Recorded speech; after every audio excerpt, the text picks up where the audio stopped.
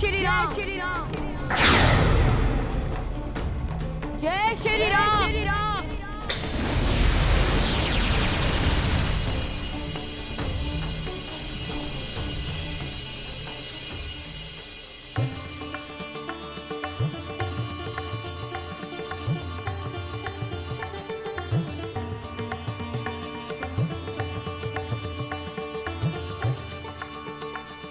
संजीता, संजीता तू ठीक हो गई?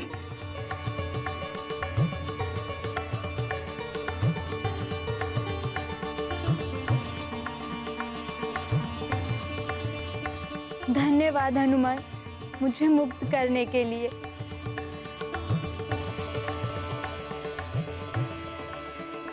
चलिए जी, अब घर चलते हैं। पुत्री, पुत्री, देखिए ना, मैं ठीक हो गई। मैं पुनः मानवी बन गई। देखिए ना। चलिए जी।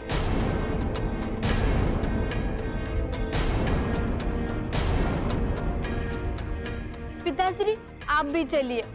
पुत्री, ये तुम क्या कर रही हो?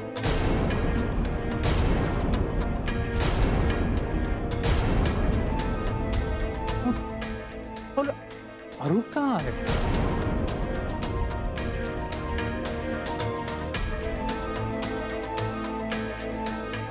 चलिए जी। रुकिए दीदी,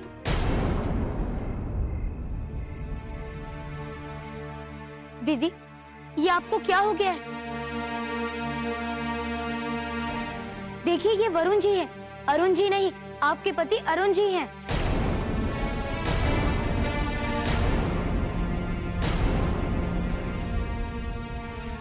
नहीं हनुमान, मुझे अच्छे से ज्ञात है, यही मेरे पति है।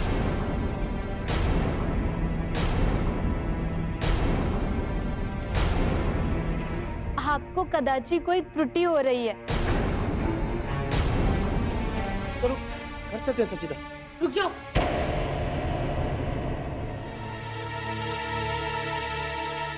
तुम दोनों कहीं नहीं जाओगे। वरुण जी, सब कुछ सत्य बताइए। अरुण जी कहाँ हैं? उनके साथ आपने क्या किया? सब कुछ सत्य बताइए, अन्यथा मैं आपको यहाँ से जाने नहीं दूंगा।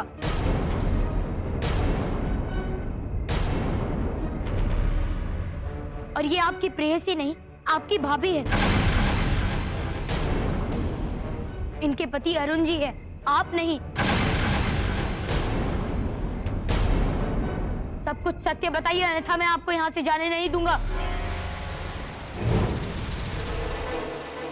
तुम भी रुको महानंद।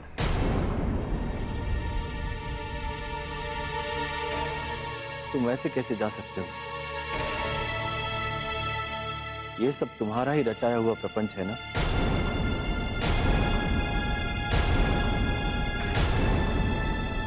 तुमने बताया था कि तुमने वरुण को कोई फल दिया था,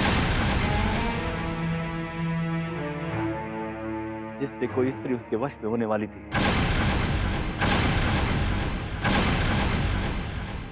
भैया, ये स्वादिष्ट फल खाइए। आप भी खाइए।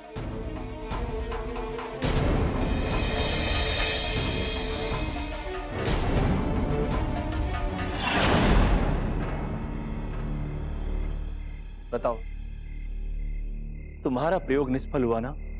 बताओ, तुम दोनों मुझे सत्य बताओ, अन्यथा मैं अभी इसी समय तुम दोनों को भस्म कर दूंगा। नहीं, मैंने कुछ नहीं किया, मैंने कुछ नहीं किया। और यही मेरी प्रेसी है।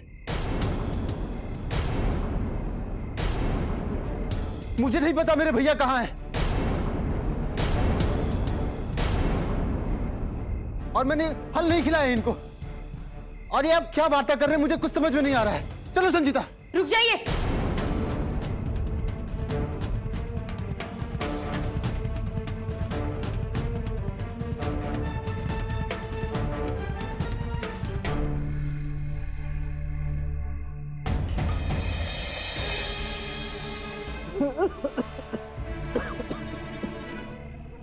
भोर होने से पूर्व मैं सुमेरु पहुंच जाऊंगा और तब मेरी यात्रा आरंभ होगी।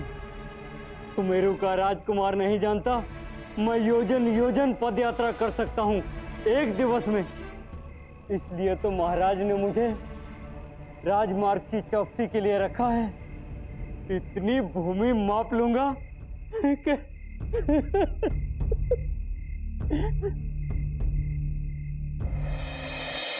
आप लोग क्यों मेरे वरुण पर मिथ्या आरोप लगा रहे हैं?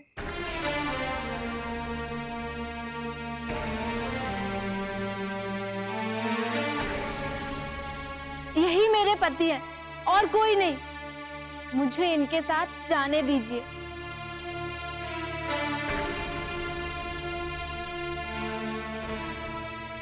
आपने मुझे वृक्ष से स्त्री बनाया, इसलिए मैं आपकी आभारी हूँ। किंतु अब मैं आज्ञा चाहूंगी। चलिए। रुक जाइए। ये क्या हो गया है मेरी पुत्री को हनुमान?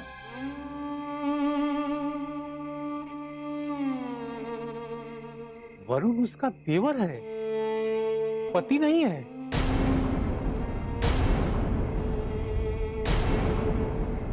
जैसे उसे कुछ ज्ञात ही नहीं है।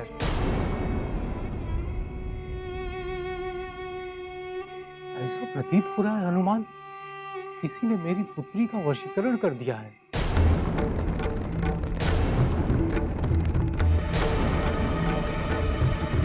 भैया, मैंने कुछ नहीं किया।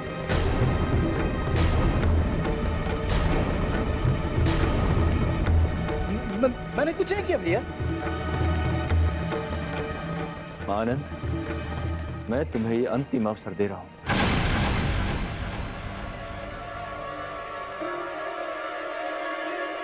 अभी भी समय है, सुधर जाओ वरना मारे जाओ।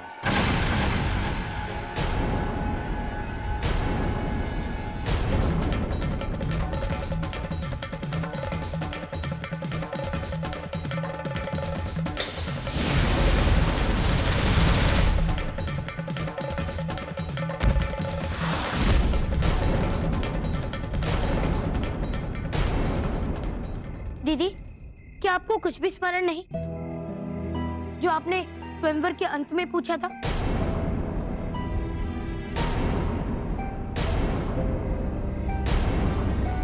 और क्या आपको ये स्मरण है कि उस प्रश्न का उत्तर मात्र एक ही व्यक्ति को ज्ञात था?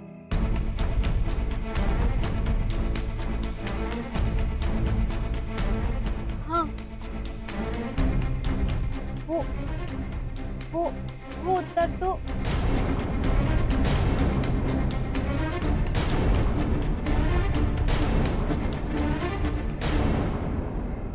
हाँ, अरुण ने उत्तर दिया था।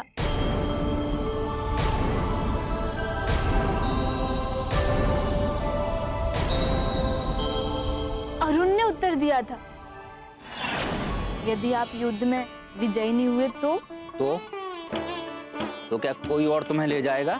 ऐसा ना हो उसके लिए भी मैंने एक उपाय सोच रखा है। क्या? ध्यान से सुनो, मैं बताती हूँ।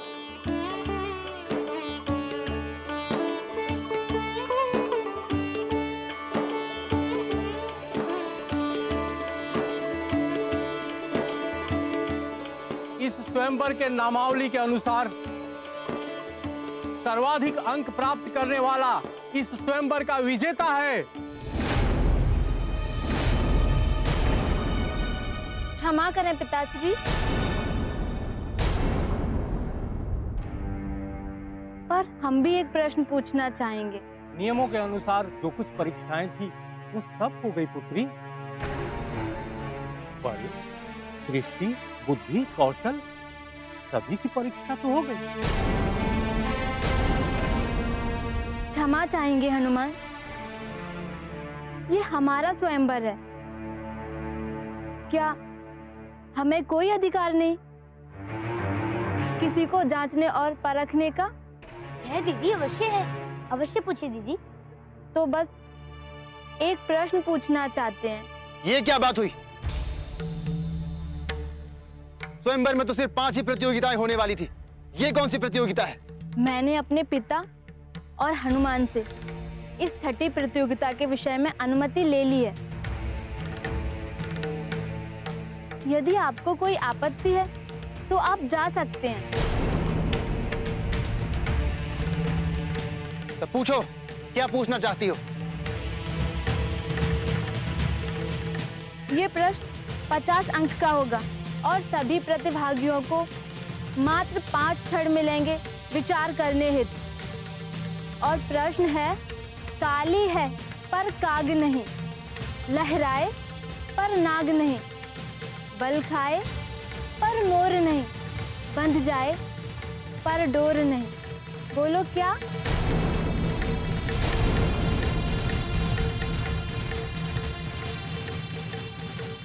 स्त्री की चोटी।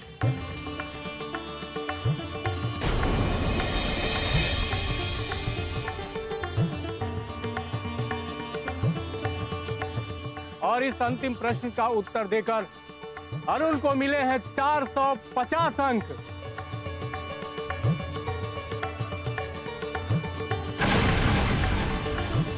इस स्वयंवर की प्रतियोगिता के विजेता हैं अरुण। अरुण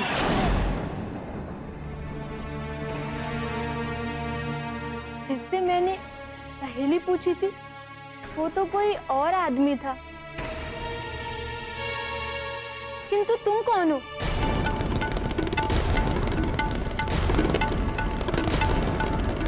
स्मरण कीजिए दीदी कि आप यहाँ क्यों आई थी।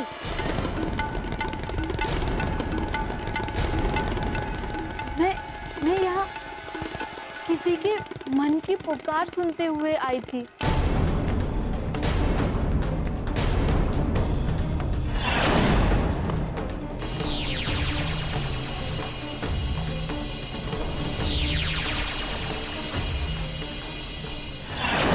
हनुमान, मैं बताता हूं आपको वो पुकार किसकी थी।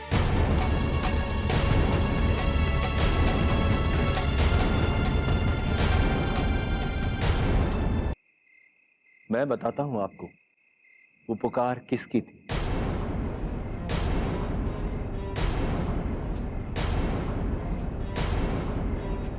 आपको स्मरण है जब मृदा से बने उस गोले को आपने दोनों वृक्षों के मध्य में फोड़ा था, तो उस गोले से एक किरण निकली थी और वो किरण इस वृक्ष में समाहित हो गई थी। हाँ महर्षि, अर्थात हे प्रभु, अर्थात अरुण जी भी।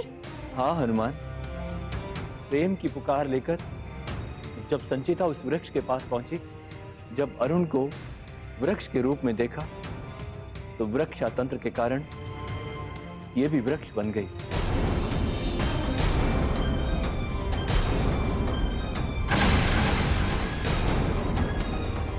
हनुमान, अब अधिक समय नहीं है, शीघ्रता कीजिए।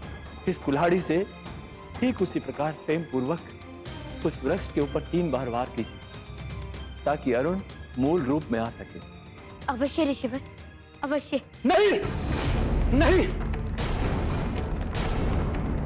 संचिता मेरी है। आप अरुण को जीवित नहीं कर सकते। यदि संचिता मेरी नहीं हुई तो किसी की भी नहीं होगी। एक विवाहिता को वशीकरण में करने वाले पापी स्वयं को प्रेमी बताते हो। अरे प्रेमी, प्रेमी तो तुम्हारे भैया हैं, जिन्होंने ना केवल मेरी हर बात का मान रखा, बल्कि तुझ जैसे पापी भाई को माँ पिता के स्वर्गवास के उपरांत भी बच्चे जैसा पालन पोषण दिया।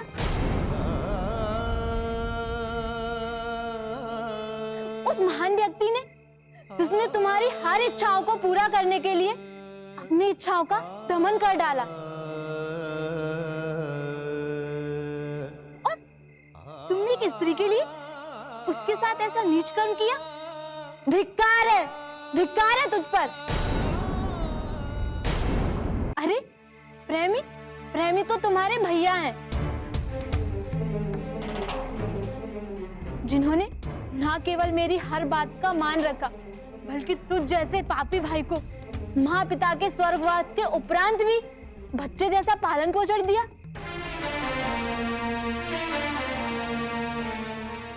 उस महान व्यक्ति ने, जिसने तुम्हारी हर इच्छाओं को पूरा करने के लिए अपनी इच्छाओं का दमन कर डाला, और तुमने एक स्त्री के लिए उसके साथ ऐसा नीच कर्म किया।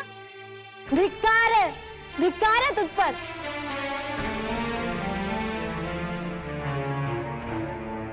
अरे तू क्या करेगा? इस सारे विवाद की जड़ मैं हूं ना, मैं स्वयं को ही समाप्त कर लेती हूँ। नहीं भाभी, आप ऐसा कुछ मत कीजिए। हनुमान, शीघ्रता कीजिए, समय निकला जा रहा है। हाँ हाँ ऋषि, लाड़ी लीजिए। लीजिए। जय श्री राम, श्री राम, जय श्री राम, श्री राम, जय श्री राम, श्री राम।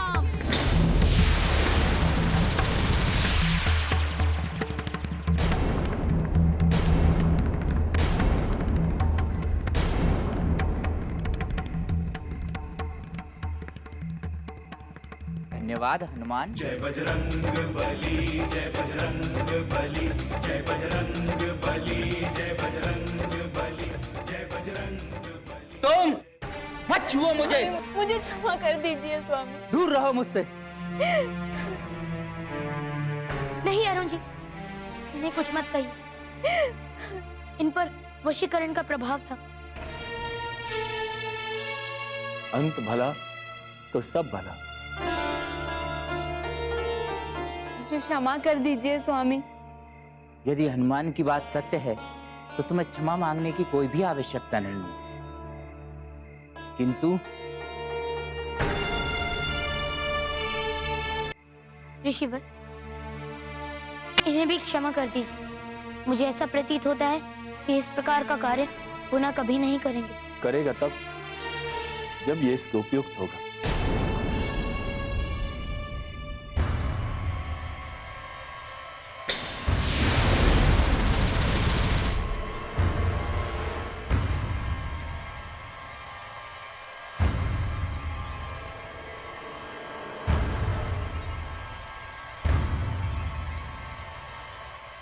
ये आपने क्या किया ऋषिवर? हमने इसे इसके कर्मों का दंड दिया।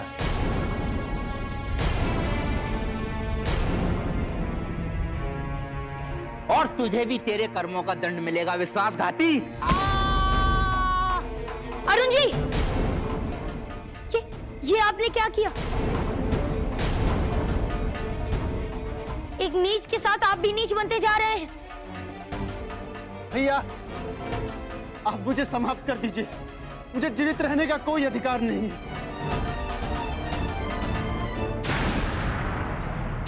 बस एक बार आप मुझे अपने चरणों को छूने की आज्ञा दे दीजिए भैया। मैं तुझे क्षमा नहीं कर सकता, तूने हमसे भेद किया है। अरुण जी, मैं तुझे क्षमा नहीं कर सकता, तूने हमसे भेद किया है। ठहरिए स्वामी, इसमें वरुण के साथ साथ हम दोनों से भी भूल हुई है। यदि वरुण ने भेद रखा है कि वो मेरी अभिलाषा करता है, तो आपने भी उसे कब बताया कि आप मुझसे प्रेम करते हैं? और मैंने भी ये बात अपने पिताश्री से गुप्त रखी कि मैं आपसे प्रेम करती हूँ।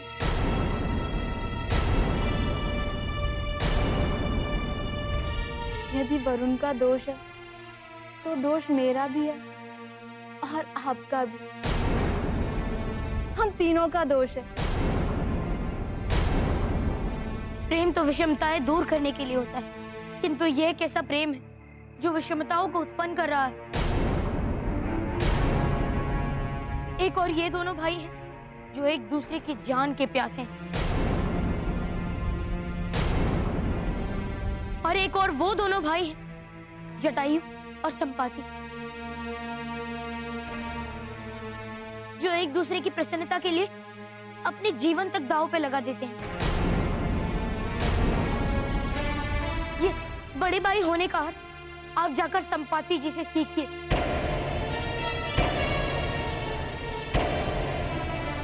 अपने छोटे भाई की प्रसन्नता के लिए उन्होंने अपने पंख तक की आहुति दे दी।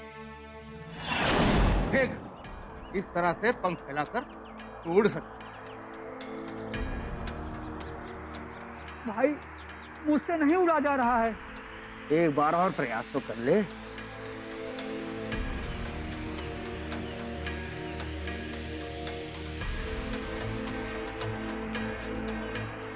देख, इस तरह से उड़ा जाता है।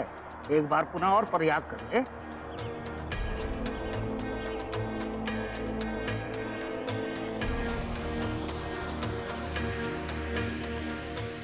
आनंद भैया, आनंद। हाँ, मैं वायु में उड़ पा रहा हूँ।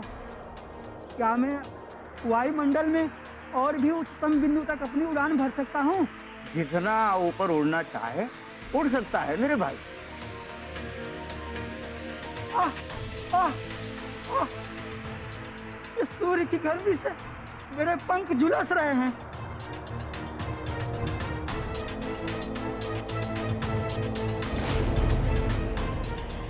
देख, अब ठीक है, अब ठीक है। हाँ, किंतु क्या मैं और ऊपर तक जा सकता हूँ? मेरे अनुज, तू जितना ऊपर आना चाहे मेरी छाया में आ सकता। आ जा।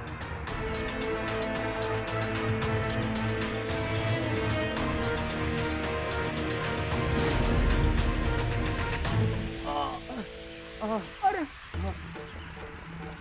भैया, ये क्या हुआ? आपने मेरे कारण अपने पंखों की आहुति क्यों दे दी? तेरी प्रसन्नता देख मेरा हृदय प्राण हो गया। नहीं भैया, नहीं, इसके लिए मैं अपने आप को कभी भी क्षमा नहीं कर सकूंगा। मैं भी अपने पंख नोच के फेंक दूंगा। मुझे नहीं चाहिए ऐसी उड़ान शक्ति इसने मेरे भाई के पंख छीन लिए हो। नहीं नहीं, मुझे मेरी सौगंध है, ऐसा ना करना, ऐसा ना करना। मेरे उड़ान का तो काल समाप्त हो गया, मेरा आरंभ हुआ है। जा जा, तू अपना जीवन जी ले। जा जा जा। भैया, मैं आपके लिए कोई न कोई औषधि अवश्य ढूंढ के ले आऊंगा।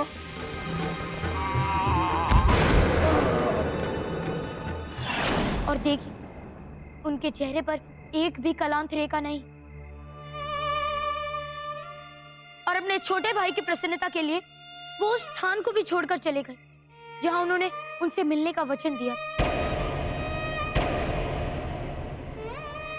और छोटे भाई होना भी जाकर जटायु से सीखिए।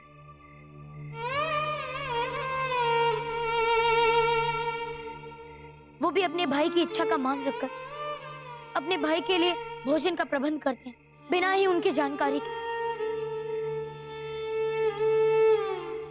और एक आप है,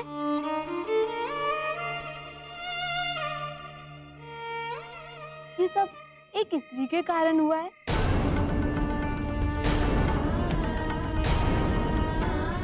अस्थिचरम के देह में ऐसी प्रीति, ये तो आज नहीं तो कल समाप्त हो ही जानी है। प्रेम को बढ़ाइए, सुख और शांति को बढ़ाइए, इससे जीवन में आनंद आता है।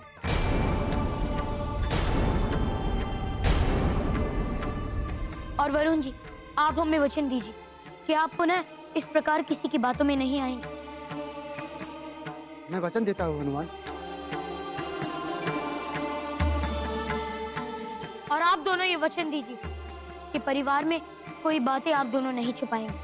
हम भी वचन देते हैं हनुमान, कभी कोई बात नहीं छुपाऊंगी। हम भी वचन देते हैं हनुमान।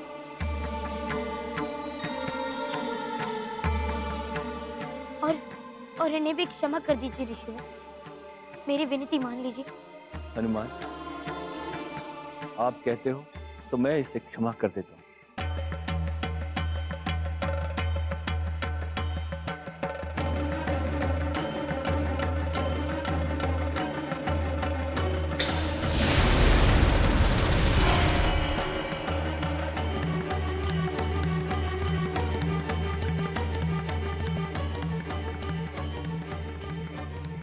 मुझे क्षमा कर दो भैया, मेरे कारण आपको बहुत कष्ट हुआ है। आज से मैं ऐसा कोई भी कार्य नहीं करूंगा जिससे किसी को कोई कष्ट हो। भैया, आज से मैं मानव कल्याण के कार्य में लगूंगा। आनंद, क्षमा से बड़ा पश्चाताप का भान होता है। यदि तुम्हें अपने कर्मों के लिए पश्चाताप है और तुम सन्मार्ग पर आना चाहते हो तो तुम्हारा स्वागत है।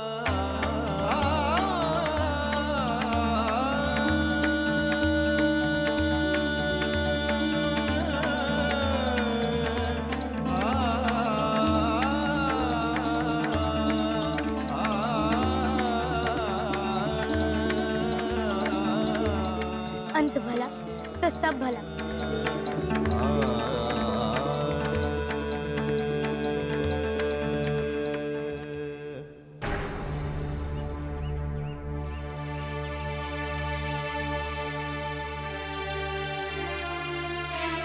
महाराज,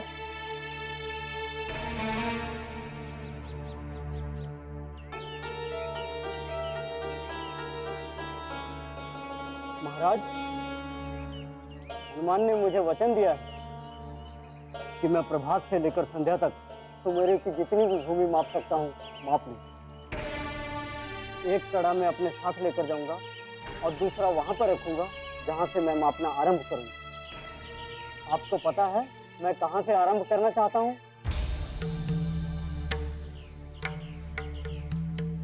नहीं, किंतु ये बताइए हनुमान कहाँ है? होंगे अपने किसी कार्य में व्यस्त, किंतु उन्होंने मुझे वचन दिया है। तो कहाँ से मापना आरंभ करेंगे आप? महाराज, मैं तो यहीं से मापना आरंभ करूंगा। तो फिर विलंब ना करें, हमारे पुत्र का वचन है, विलंब ना हो। जाइए।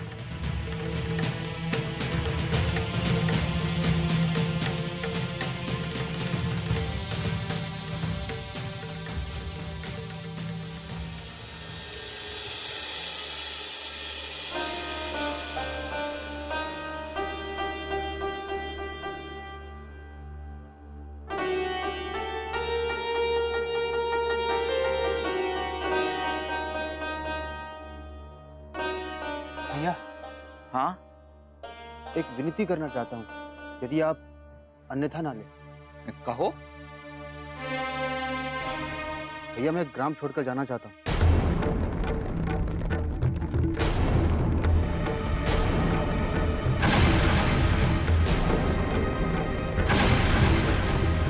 क्यों रे? क्या अभी भी तेरे मन में ग्लानि बाकी है? हाँ भैया, और उसके पश्चाताप के कारण मैं एक बार कैलाश की यात्रा करना चाहता हूँ।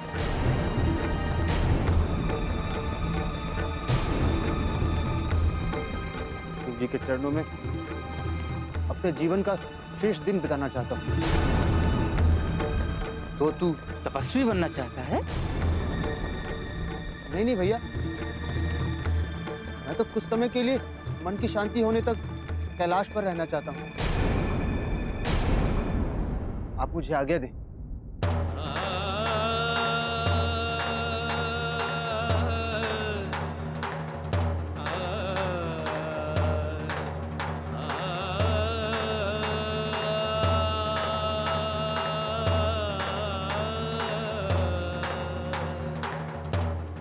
अभी हनुमान आपके लिए लाए थे। अति सुंदर।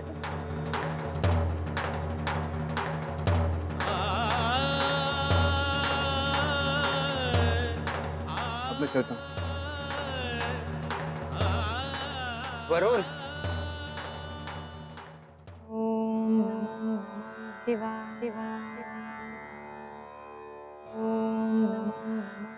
आज के बाद यहाँ पर मैं प्रार्थना किया करूँगा। आज आप कितनी आराधना करनी है, आज ही कर लीजिए।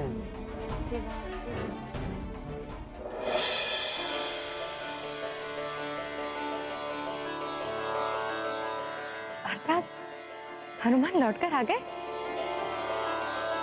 हे भोलेनाथ, आपका कोटि कोटि धन्यवाद। मेरा पुत्र आपने मुझे लौटा दिया।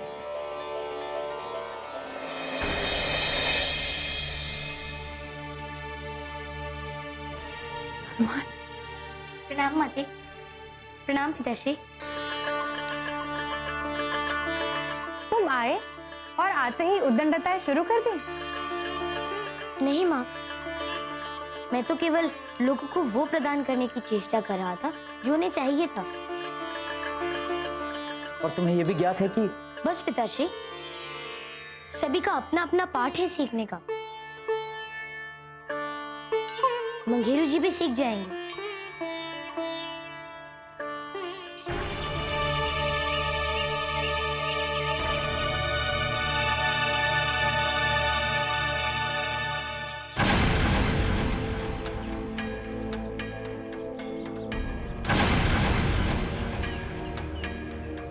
साल भी माफ ही लेता हूँ जब सुमेरु राजा की भूमि मेरी हो चुकी है, उसके लिए जल की आवश्यकता तो पड़ेगी ही। आज के बाद ये तालाब भी मेरा और ताल की मत्स्या भी मेरी हुई। हनुमान, महाराज बाली ने क्या कहा? पहले तो महाराज बाली ने मुझे वहां रुकने के लिए बल दिया, किंतु मैंने उनसे एक छलिया प्रश्न उसी क्षण पूछ लिया जिस क्षण उन्हें धुंधुपी के आक्रमण की सूचना आई। क्योंकि उनका पूरा ध्यान धुंधुपी को समाप्त करने में था, इसलिए उन्हें मेरे प्रश्न का उत्तर नहीं समझ में आया। धुंधुपी? धुंधुपी? वो विशाल राक्षस जिसमें सहस्त्र हाथियों का बल है। हे प्रभु, उसने तो ना जाने कितने राज्य नष्ट कर चुके। महाराज बाली को ये प्रभु शिव के द्वारा वरदान मिला है कि युद्ध स्थल पर उनके समक्ष जो भी प्रतिद्वंदी होगा उसकी आदि शक्ति तो महाराज बाली में ही सम्मिलित हो जाएगी। मुझे नहीं लगता कि वो महाराज बाली के समक्ष टिक पाया होगा। टिक तो वो तुम्हारा मंगेरू भी नहीं रहा होगा। क्या पाठ पढ़ा दिया है तुमने उन्हें? चलिए ना माते, अब दोपहर समाप्त होने वाली है। आपको कुछ ही क्षण में स्वयं ही ज्ञात हो जाएगा कि मैं मंगेरू को कौन सा पाठ पढ़ाने की चेष्टा कर रहा था। चलो चलिए।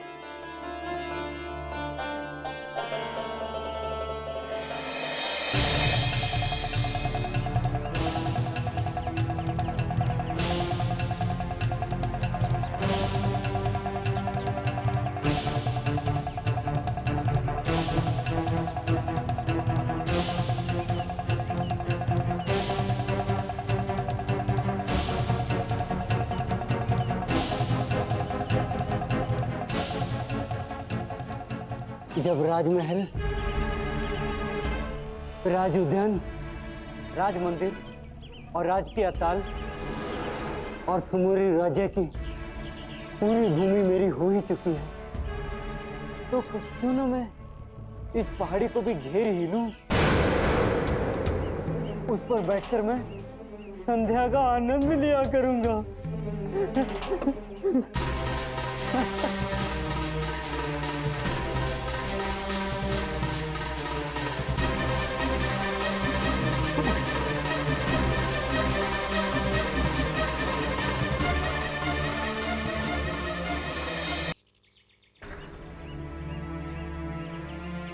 हनुमान, कहाँ है तुम्हारा मंगेरू? वह आते ही होंगे। यदि वह लालची नहीं होते तो वह दोपहर में मेरे साथ भोजन कर रहे होते। अर्थात? माते, ये तो सभी जानते हैं कि अति सर्वत्र वर्जिते, किंतु लोभी सर्वत्र वर्जिते, ये भी सबको जान लेना चाहिए। क्योंकि लोभी व्यक्ति के जीवन में कभी सुख नहीं होता। मंगेरू भी एक साधारण प्रहरी था। उसे उसके रात्रि के प्रहरी के कार्य के लिए अच्छा वेतन मिल जाता होगा, किंतु उसकी धन की क्षुधा शांत नहीं हुई। जब उसे वो चमत्कारी लकड़ी मिली तो उसकी धन की क्षुधा और भी बढ़ गई, और जब उसे मैं मिला तो उसकी क्षुधा और भी विकराल हो गई। जीवन में अशांति, कलह, द्वेष, इनके मात्र 3 ही कारण हैं: भूमि, स्त्री और धन। सदानंद और महानंद के बीच के कलह का कारण था धन, जबकि दोनों ही ज्ञानी थे। और अरुण जी और वरुण जी के बीच के कलह का कारण था स्त्री, यानी संचिता दीदी, जबकि उससे पूर्व वे एक दूसरे से बहुत प्रेम करते थे।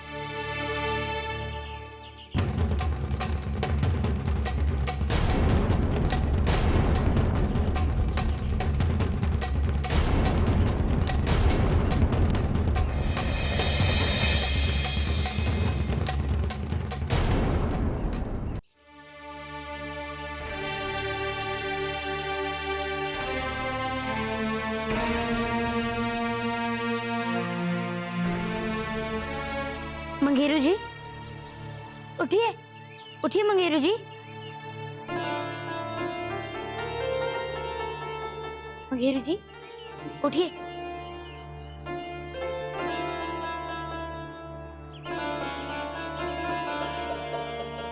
और ये है हमारे मंगेरू जी। इनके जीवन के दुख का सबसे मुख्य कारण था भूमि। ये जितनी नापते गए उतनी इनकी क्षुधा बढ़ती गई।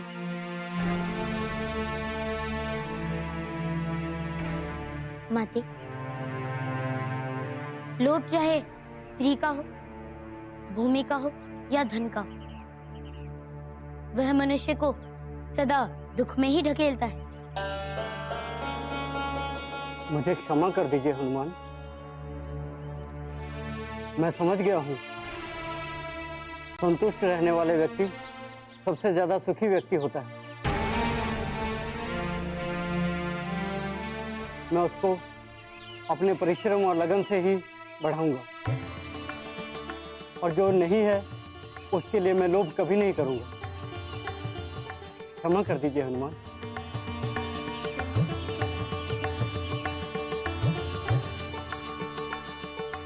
ये लीजिए हनुमान।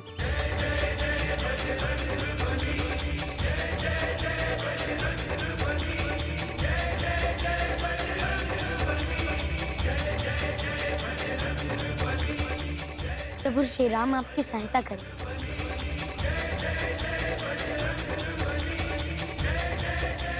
जय श्री राम। जय श्री राम।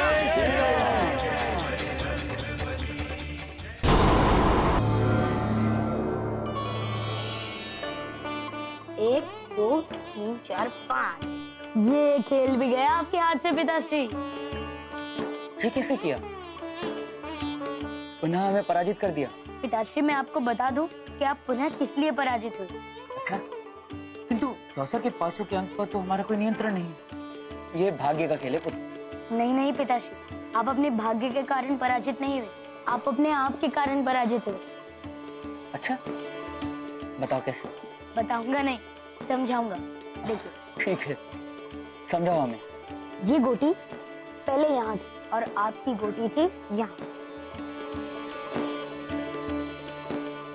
1 2 3 4 5। समझे पिताश्री? नहीं पुत्र, हमें कुछ भी समझ में नहीं आया। वो इसलिए पिताश्री क्योंकि जब मैं चाल चलता हूँ आपका सारा ध्यान मेरी गोटी पर होता है, अपनी गोटी पर नहीं। यही कारण है आपकी पराजय का। अरे ये क्या, आप दोनों सुबह होते ही 64 खेलने लग गए? अंजना, हमें एक बार हनुमान को पराजित करें, एक बार। 1 2 3 4। हनुमान से विजयी बाद में हो जाएगा, किंतु पहले तो चलिए, नगर भ्रमण के लिए नहीं जाना? अंजना, एक बार। चलिए माँ, पिताश्री की इच्छा हम बाद में पूर्ण कर देंगे। अनु, एक चाल। नहीं पिताश्री, चलिए। एक चाल, एक चाल। नहीं, चलिए। चलो।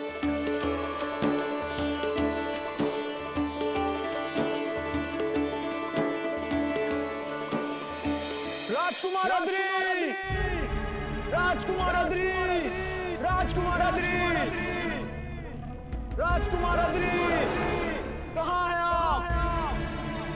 राजकुमार अद्री, कहाँ है आप? अद्री, राजकुमार अद्री, कहाँ है आप? राजकुमार अद्री, कहाँ है आप? अद्री, राजकुमार अद्री, कहाँ है आप? राजकुमार अद्री, कहाँ है आप? राजकुमार अद्री, राजकुमार अद्री, कहाँ है आप?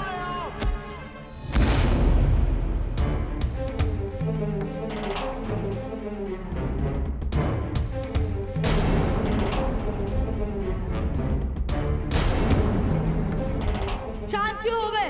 गर्जना करो। मुझे क्या देख रहे हो?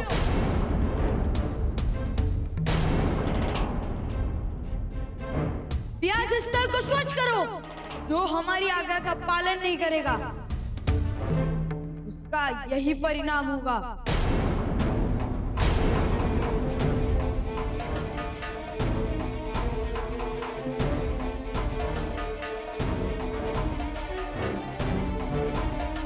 न जाने राजकुमार का क्रोध कब शांत हो। भूल तो किसी से भी होती है, लेकिन इसका मतलब ये तो नहीं अभ्यास स्थल में बुलाकर किसी को भी यूं मृत्यु के घाट उतार दिए। धीरे बोलो। जो पिशाच मारा गया है वो भी यही प्रश्न पूछ रहा था। चलो चलो उठाते हैं।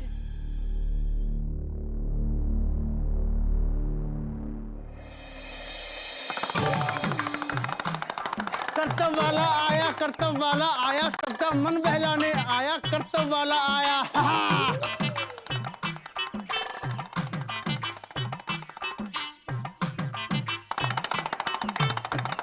कर्तव्य वाला, चलिए ना माँ। तुम भी तो बहुत गुलाटियां खाते हो, तो उसे देखने की क्या आवश्यकता है? प्रतिभा की सराहना करने से प्रतिभावान का मनोबल बढ़ता है। चलिए ना। चलिए।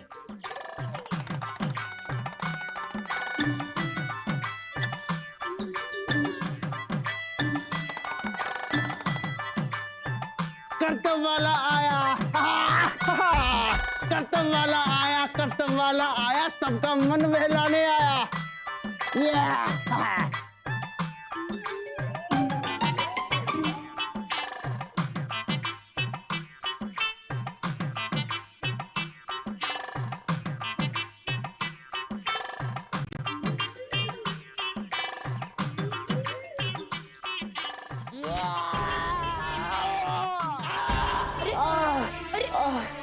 अरे, क्या हुआ? आपको चोट तो नहीं आई? अरे राजकुमार, महाराज, महारानी, क्षमा करें। नहीं नहीं महोदय, क्षमा मांगने की कोई आवश्यकता नहीं। आप जो कर रहे थे वो अति आनंदकारी था, किंतु अभी जो आपने किया वो बहुत पीड़ादायी। वो मेरा ध्यान भटक गया था। बहुत ही उत्तम कला का प्रदर्शन कर रहे थे आप, किंतु महोदय आपको ये ज्ञात होना चाहिए कि आपको अपना कार्य उतनी ही मनोयोग से करते रहना था जिस मनोयोग से आप पहले कर रहे थे। आपका कार्य आपके लिए पूजा होनी चाहिए, जिसमें किसी के भी आने पर विघ्न नहीं पड़नी चाहिए। देखिए ना, आपके ध्यान भटकने से क्या हुआ। अभी आपको कुछ दिवस विश्राम करना पड़ेगा। जी हनुमान, मेरा कर्तव्य दिखाना ही एकमात्र मेरी आजीविका का साधन है। आप चिंता न करें।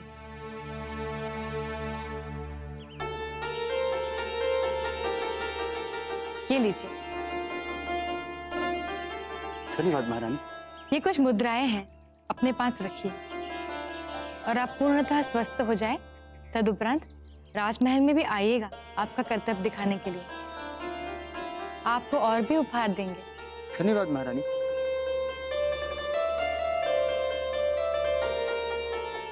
और अब आपको वचन देना होगा कि अपने कार्य के मध्य अपना ध्यान आप किसी के लिए भटकने नहीं देंगे।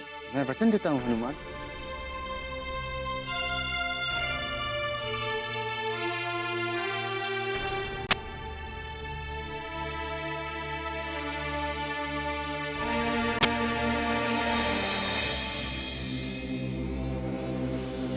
ओम ग्रूम श्रूम ह्रूम फट स्वाहा।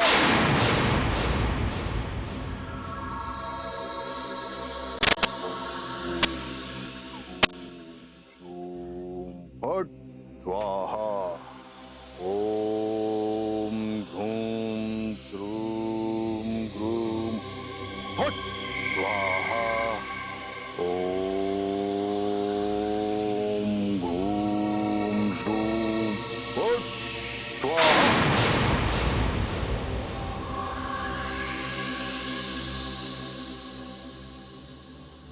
ऋषिवर, आपके बारे में बहुत सी चर्चाएं सुनी,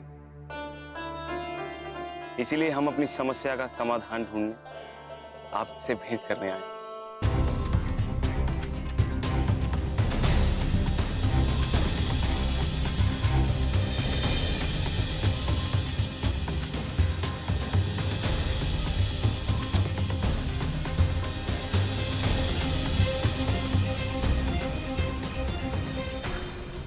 क्षमा करना अगर हमने आपकी पूजा में कोई विघ्न डाला हो। नहीं, पूजा तो समाप्त हो चुकी है। कहो, तुम्हारे आने का क्या प्रयोजन? हमें संतान प्राप्ति नहीं हो रही है ऋषिवर। हमने हर मंदिर, हर चौखट पर माथा टिका लिया, किंतु जैसे प्रभु हमारी अर्ज सुन ही नहीं रहे हो। प्रभु सबकी अर्ज सुनते हैं, उनको सबकी चिंता रहती है। कदाचित इसी कारण तुम्हें मेरे विषय में ज्ञात हो सका। तुम्हारी समस्या का समाधान अवश्य होगा। तुम मां और तुम पिता कहलाने का गौरव अवश्य प्राप्त करोगी।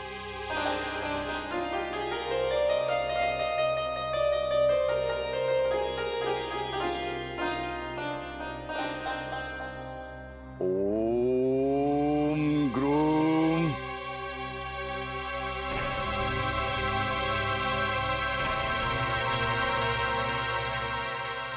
इसे रात्रि में स्नान करने के पश्चात खा लेना।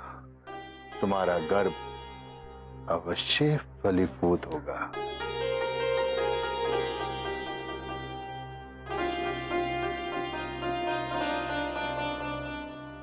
धन्यवाद, कोटि कोटि धन्यवाद।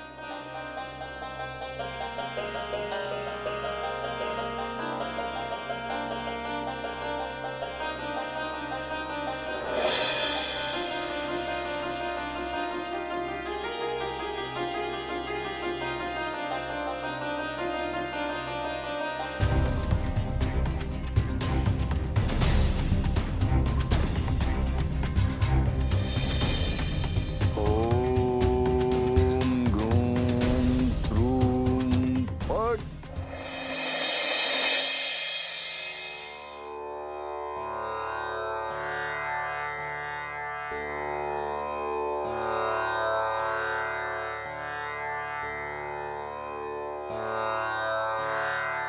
मुझे आपके मार्गदर्शन की आवश्यकता है इष्ट देव। मेरा मार्गदर्शन करें, मुझे दर्शन दे। अद्रिका, आपने हमें किस कारण पुकारा है? प्रणाम इष्ट देव।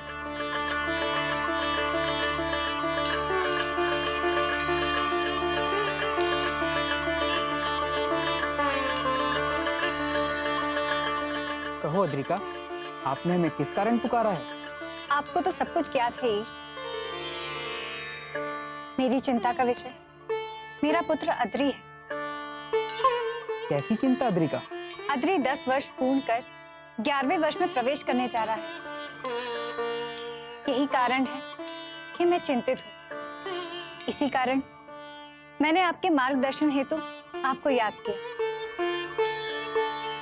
समय के साथ साथ अद्रि का क्रोध भी बड़ा होता जा रहा है। वो किसी की बात नहीं सुनता। आप तो उसके इष्ट देव हैं। आप ही उसे समझाइए कि अपने क्रोध को नियंत्रण में रखना सीखे। अद्रिका, आयु के जिस पड़ाव पर अद्रि है, उस पड़ाव पर क्रोधी और मनमौजी होना बहुत ही आम है। और अद्रि ठहरा पिशाचों का राजकुमार, तो पैशाचिक प्रवृत्ति थोड़ी तो आएगी ही। संगत का कुछ तो फल होगा। लेकिन इष्ट देव, वो इतना उद्दंड हो चुका है कि जीव को जीव ही नहीं समझता। यदि उसकी बात का कोई अनुसरण करे तो वो बिना पल गवाए उसे मृत्यु के घाट उतार देता है। ये तो गंभीर समस्या है। हम अद्रि से अवश्य बात करेंगे और उसे समझाने की चेष्टा भी करेंगे। किंतु अद्रिका, एक और बात है जो हम आपको याद दिलाना चाहते हैं। अद्रि के 11वें वर्ष में प्रवेश के साथ उनका राज्याभिषेक होना है। आपने अद्रि के राज्याभिषेक की क्या क्या तैयारियां की हैं? तैयारियां पूर्ण है इष्ट। 7 दिवस के पश्चात कदाचित हम अद्रि के राज्याभिषेक की घोषणा करेंगे।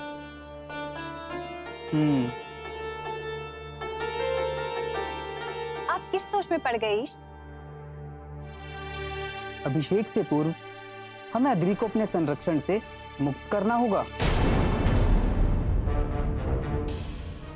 यदि आप 7 दिवस पश्चात ही अद्रि का राज्याभिषेक करवाने का विचार कर रही हैं, तो हमें आज ही अद्रि को अपने संरक्षण से मुक्त करना पड़ेगा। किंतु इष्ट, आप ही ने तो कहा था कि अद्रि को 10 वर्षों तक संरक्षण की आवश्यकता है। किंतु अद्रि का कोई भी संरक्षित व्यक्ति राजा नहीं बनाया जा सकता है। वो कोई और पद तो ले सकता है, किंतु राजपद नहीं। किंतु अद्रि का कोई भी संरक्षित व्यक्ति राजा नहीं बनाया जा सकता है।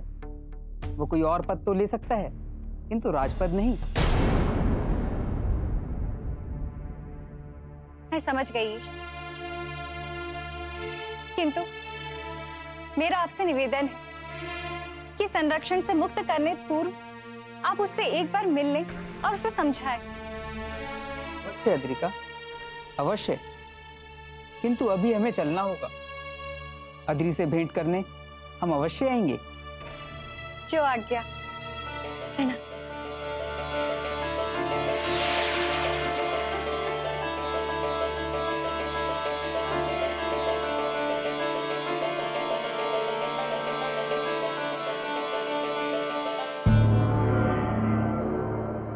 महाराज जी, मंत्री जी, आप किसी प्रश्न को लेकर विचार में दिखाई दे रहे हैं। सही कहा आपने महाराज। मेरे मन में कई दिवस से एक ही प्रश्न उठ रहा है, किंतु मैं आज अपनी इच्छा का दमन करने में असफल हो रहा हूँ। निसंकोच कहिए मंत्री जी, ऐसा कौन सा प्रश्न है जिसे पूछने के पूर्व आपको इतना विचार करना पड़ा? महाराज, ये तो सभी को ज्ञात है कि अब हनुमान 17 वर्ष की आयु तक किष्किंधा नहीं जाएंगे, किंतु वे जब तक यहाँ हैं, क्या उनका राज्याभिषेक भी नहीं कराया जाएगा? ओह, तो इस प्रश्न को लेकर आप विचलित थे? जी महाराज। आपके इस प्रश्न को जानकर हमें इतनी प्रसन्नता हुई है कि हम क्या कहें। आपके इस प्रश्न से प्रमाणित हो चुका है कि आप हनुमान के विषय में कितने चिंतित रहते हैं। इतने से थे हनुमान, तब से हमारी गोदी में खेलकर बढ़े हुए हैं। कदाचित इतना तो अधिकार हमें भी है ना महाराज? अवश्य है मंत्री जी, और आपके इस प्रश्न का उत्तर हम हमारी सहमति के रूप में देते हैं। अर्थात?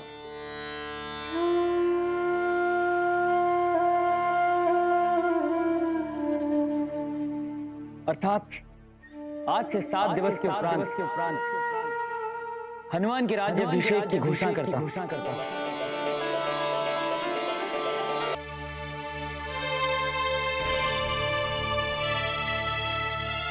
अर्थात आज से 7 दिवस के उपरांत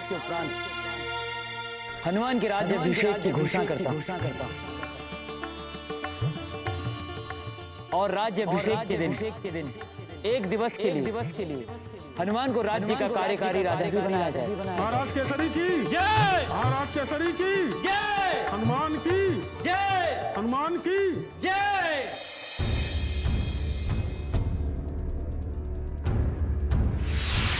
पुत्र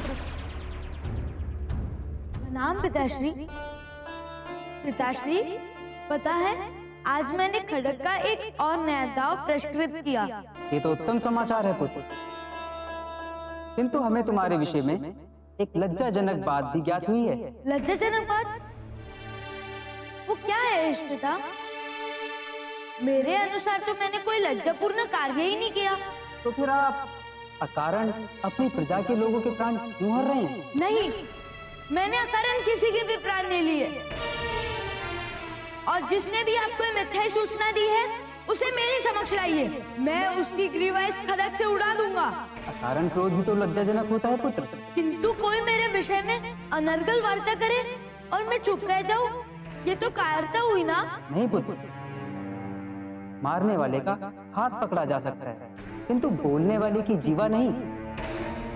जब आप किसी पद पर होते हैं तो सहस्त्र मुखों से सहस्त्र तरह की बातें आपको सुननी ही होती हैं और उनको अनदेखा कर कर अपने मार्ग पर चलना होता है। जो व्यक्ति सभी की बातें सुनकर उनका उत्तर देने में अपना समय व्यर्थ करता है, वह मार्ग से ही नहीं अपितु अपने समय से भी भटक जाता है। तो क्या कोई कुछ भी कहे और हमें शांत रहना चाहिए? नहीं पुत्र, समय की प्रतीक्षा करनी चाहिए और अपने मार्ग पर चलते रहना चाहिए। जब उचित समय आए तब उसका उत्तर देना चाहिए। ठीक है पिताश्री, मैं आपके कथन का ध्यान रखूंगा। और अपने निर्दोष प्रजाजनों को कष्ट पहुंचाना समाप्त करोगे? मैंने किसी को? अद्री। ठीक है पिताश्री, मैं अपने क्रोध पर नियंत्रण रखने की चेष्टा करूंगा। और उसके लिए पुत्र तुम्हें अपनी दिनचर्या में कुछ कार्य भी आरंभ करने होंगे।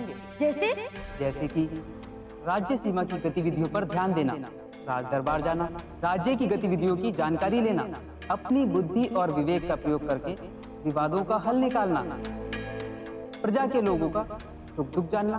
किंतु इस पिता, ये सारे कार्य तो एक राजा के होते हैं ना? और तुम कुछ ही दिवस में इस लोक के राजा घोषित होने वाले हो। और फिर तुम स्वयं भी विचार करो, यदि तुम प्रजा होते तो क्या ऐसे राजा को पसंद करते? छोटी छोटी बातों पर किसी को भी दंड दे दे या अपने ही मनोविनोद के लिए किसी की भी हत्या कर दे? नहीं। तो जो आप अपने लिए नहीं चाहते किसी और के लिए कैसे उत्पन्न कर सकते हैं? इसलिए पुत्र, मैंने जो कहा उस पर ध्यान और मान रखना। बड़ा पद बड़ी सुविधाओं के साथ साथ बड़ा उत्तरदायित्व भी लाता है, इसीलिए अपने हृदय और मस्तक को सही स्थान पर रखना। जी पिताश्री, अवश्य। हम चलते हैं पुत्र। आज मेरे साथ ही रुक जाइए ना पिताश्री। नहीं पुत्र, हमारे रुकने से इस सृष्टि के कार्य में विघ्न पड़ेगा, इसलिए हम नहीं रुक सकते।